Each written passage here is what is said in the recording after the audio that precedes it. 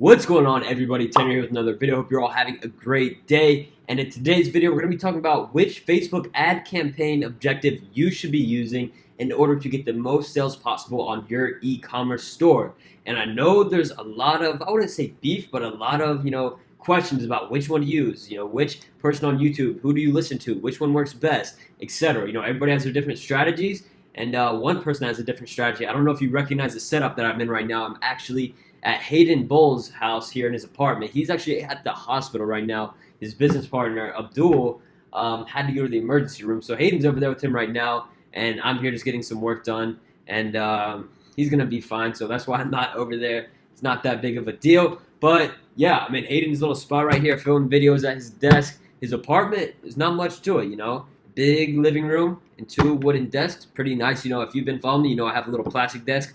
But it is what it is. And I know we're going to be talking about Hayden and what he uses to sort of, get sales with his objectives. And I'm going to be talking about what I use and why I use that specific target. So if you're excited for this video to see more information about Facebook ads and making money online, make sure you hit the like button right now and subscribe if you haven't already. Slap that notification bell if you haven't already also, so you stay updated. I post on YouTube every single day. So let's go ahead and hop on my computer and go over the campaign objectives if you don't know what I'm talking about already, and go over each of them and then explain which one I use, which one Hayden uses, etc., to show you guys sort of my opinion and what works best for me. So I'll see you on my computer. So we're on my computer now. As you can see, this is just a test ad account, or not a test ad account, an old ad account, just showing you guys sort of how everything works. So if I was to go to my ads manager, if you've never used Facebook before, this is where all my campaigns and ads would be here. And when you go to create a campaign, basically it's gonna pop up these different objectives, okay? So what these objectives do, sort of help determine exactly, which one you use to help Facebook optimize the best for whatever your end goal is. Maybe your end goal is to get a lot of Facebook page likes. Maybe your end goal is to make a lot of sales.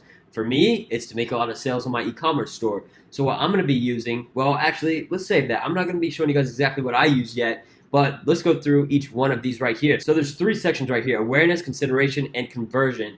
So awareness is sort of just getting your brand out there, spending the least amount of money possible in order to reach the biggest amount of people and have them view your stuff. Consideration is sort of, somewhat the same thing, but getting a better demographic of people that relate more to whatever your specific target is. And what I mean by that is like, people that may be interested in energy drinks or whatever. And that's a bad thing, guys. I'm sort of getting hooked on these Red Bulls, which probably not going to be good for me. And then the last section here is conversion. So what conversion is basically getting sales, converting people from potential customers to actual customers, people that might pay for something to people that pay for something. So you can use conversion for so many things. And here, let's go ahead and just go through each one of these objectives within the sections to give you guys a better explanation, so you have an overview of, maybe what you should use. So these awareness ones I've never used for e-commerce, or never even used them in general, just because, I don't really need that. I don't need to put my face in front of a million people that will never buy anything from me. And of course, all these things you can edit, in the ad sets, in the all this different stuff, countries and ages and all the demographics. But just from a general standpoint here, awareness, brand awareness. So what this says is it's going to increase awareness for your brand by reaching people who are more likely to be interested in it. You're just going to get a lot of visitors and followers, and maybe not even any followers. You're just going to have a bunch of people watch your ad that will probably not follow you. You'll get a lot of impressions that aren't really worth anything. You won't spend that much money, but it is what it is. And the reach is where you're showing your ad to the maximum number of people for the lowest amount of money possible, okay? So never use any of these right here. Traffic, basic, sending traffic to a specific destination, a website link, a Facebook page, etc. You can edit all of that stuff. And the actual ad set and ad and engagement is where it's optimizing to try to get page likes, or trying to get post likes, comments, shares, whatever you want. App installs, I don't have an app, so I don't really use that to get app installs. Video views, some people use this to grow their actual theme pages on Facebook, whether it's travel or DIYs, whatever it is. Video views just optimized to get you the most views possible, whether it's in, some country that has a lot of people, some country that has, a very small amount of people, whatever it is, it's optimizing to get you those specific video views. And if we go down here, lead generation, I've never used this either. This is really just, trying to collect different things that maybe prospects. Let's say I have a social media marketing agency. I may use lead generation in order to try and find specific people that have a specific budget and want to grow their social media. So I'm going to try and collect their emails through this lead generation ad. And then Facebook my ads manager and the campaign will optimize directly for people that will most likely put in their email, their phone number, their name, and whatever they want. Messages is where you're trying to get people to message you, whether it's Facebook Messenger, WhatsApp, Kik, whatever it is.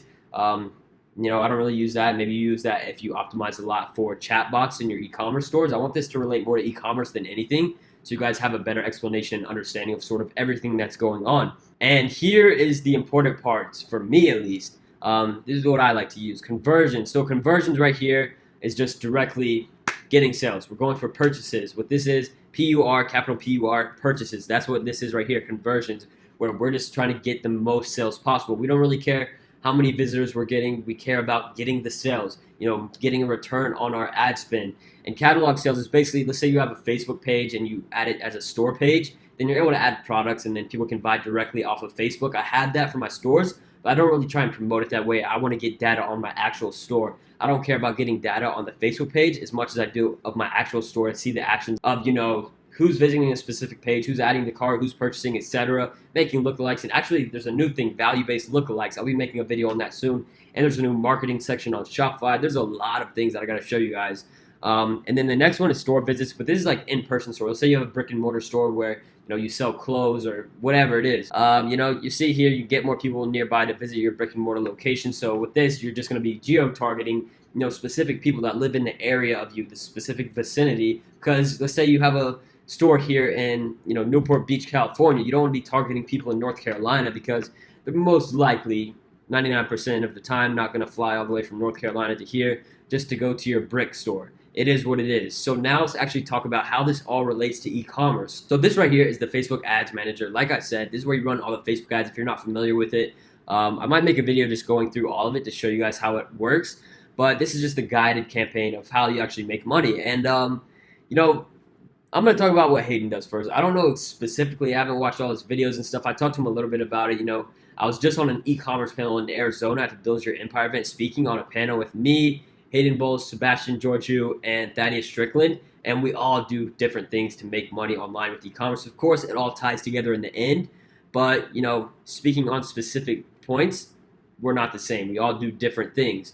So some people like to go with engagement, page post engagement to get data. Let's say we're opening a brand new store. We put the pixel on our Shopify store. Our Facebook pixel is basically this code or number you put into your Shopify store, which collects data. So let's say you put that pixel on your store, and then I go on your store and start, pressing different buttons and adding the cart and buying whatever. Then Facebook sees that and can make different audiences and retarget me. Let's say I go to your website and I don't buy anything, but I add something to the cart. Then what you can do is retarget people based on that pixel, because that pixel collects the data of that audience. So it could retarget people that went to your website but didn't buy anything. There's so many things you can do with the data if you have an actual pixel on your store.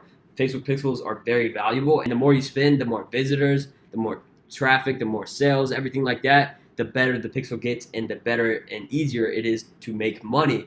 So like I said, we just made a brand new store here. We put the pixel on, everything like that. And some people are going to say, all right, look, you're going to go to page post engagement, and what you're going to do is optimize for post engagement. So what this is going to do, you name it, whatever it is. Our product here is phone case. We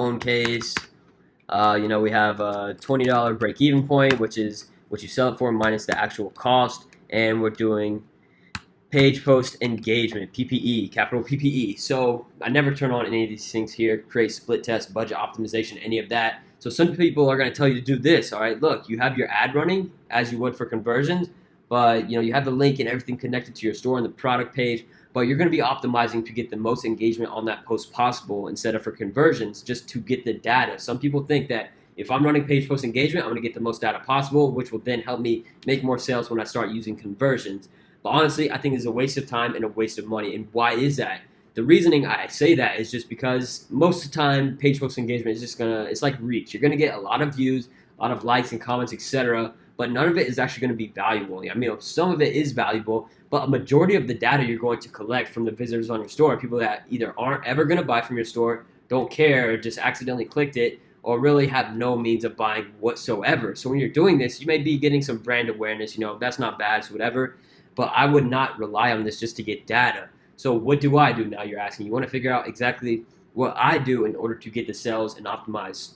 Of course, this is from just a beginner's perspective of starting out from the beginning. I always optimize for conversions.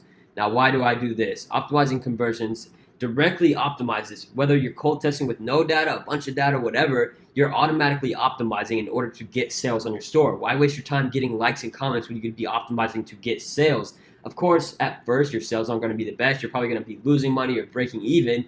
But over time, it starts to optimize more, and then you're able to make more money. So here on the conversions, basically, I do this every product, cold product test, brand new store, no data, whatever it is. I optimize for conversions because I want to get data that is solid of people that will actually possibly buy from me. And then I want to optimize to actually get sales and make money. Why would I want to pay to not get sales? So conversions, once again, we'll go phone case.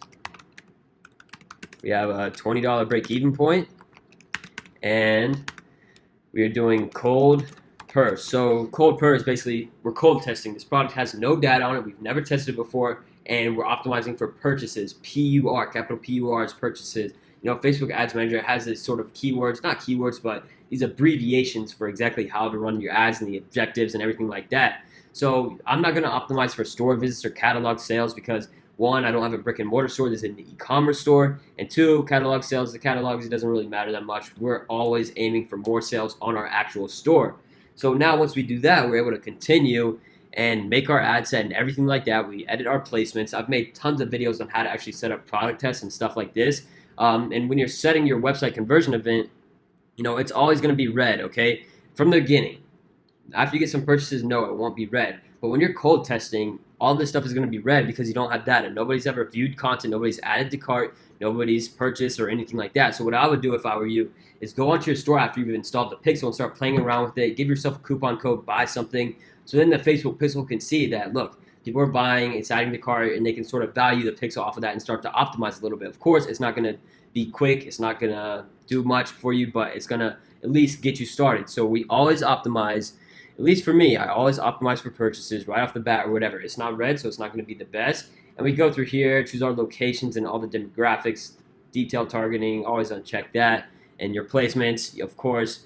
I've gone over this a million times, guys, but I would just say always optimize for purchases. You know, why optimize your ads for engagement when that's not going to make you money in the long run? You're really just not going to make money at all, and that data is not going to be the best for you. Optimizing for purchases is always the best, and usually if you're doing it right, you'll break even or make money within the first month, probably less than a month, 2 to 4 weeks.